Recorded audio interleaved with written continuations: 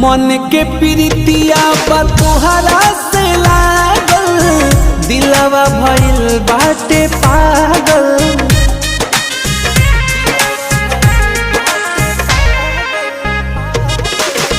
मधु से मीठ बोलिया मन करे सुनाते रही, बोले ले कोयलिया उठावा के चुमते रही।